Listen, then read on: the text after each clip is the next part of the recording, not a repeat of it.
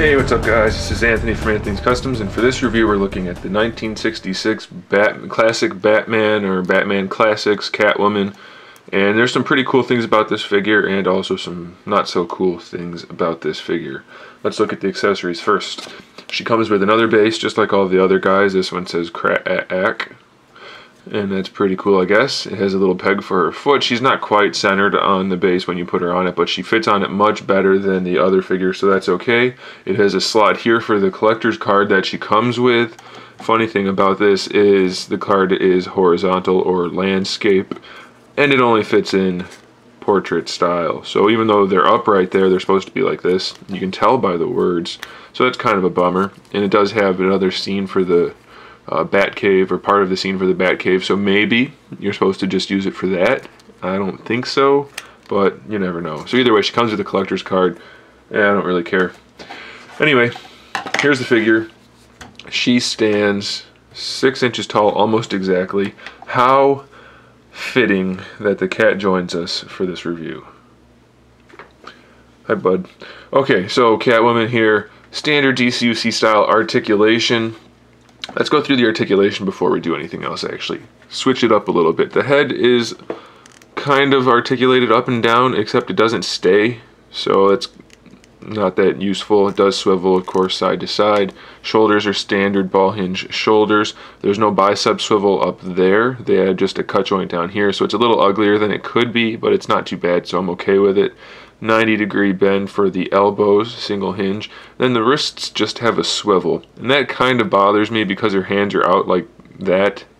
She can't really be in a normal stance. She always looks kind of weird because of it, and they should have a hinge in there, or at least not be sculpted so crookedly. So I don't care for that too much, and it's the same on both sides. Her torso articulation is just a swivel. It's not a full diaphragm joint. There's no leaning in any direction. It's just a swivel. They did a decent job with it, though. It's relatively well hidden. You can't sit on my lap while I'm shooting a video, kitty. Come lay on the backdrop like you normally do. Come on. Good boy. Don't step on that. She has no waist swivel. It's just the one in the diaphragm area. Her standard DCUC style hips. Full range of motion. No problem there. Swivel for the thighs. Just a regular cut joint. Standard DCUC style. Same thing for the knees. Single hinge. And then the ankles have a hinge as well.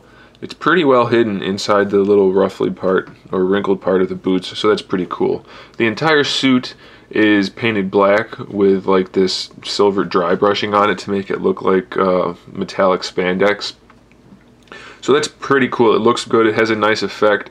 The belt is kind of sloppily painted. It's not ideal, but the necklace is pretty well painted, so that's kind of surprising. The boots and gloves have like a patent leather thing going on. They're just gloss black, so that looks pretty good. So the paint job is pretty good so far. The neck has a big splotch on it from the hair, which I don't really care for, obviously, but that's not going to be a comment. Why is it all washed out? Hopefully you can see that. So that splotch looks kind of like a hickey. Don't care for that, but of course that's not going to be a common thing for all your figures, so don't worry about that too much. The hair is painted fairly well. The sculpt is okay. It's not ideal. It does seem a bit cheap though. And then the paint around the ears is horrible. There's tons of overspray, so to speak. The face, while I don't think it looks a whole lot like the actress, they did get the eyebrows right, and it's not horrible. It's just kind of generic looking, so I don't love it, but it's not bad. And the only complaint I have is that the eyes, the white of the eyes, in person you can barely tell it's white. I think it's either needs another coat of white, or they just need to put a better white, because it looks like it's off-white, and I don't care for that too much. But that being said, the paint job for the eyes is pretty fantastic, with eyelashes and pupils and irises and all that good stuff. It's pretty nice looking figure. So it's not 100% perfect in that the wrists should be better, and there's a little bit of a paint problem on the hair. It's still pretty good, and it's not a great likeness, but it's probably good enough to where I'm going to say it's one of the better Batman Classics figures from the TV series or movie series.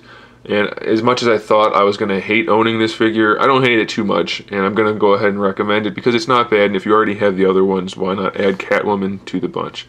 So there it is, guys. Thanks for watching. Stay tuned for more figure reviews, custom figures, and other good stuff. In the meantime, keep collecting.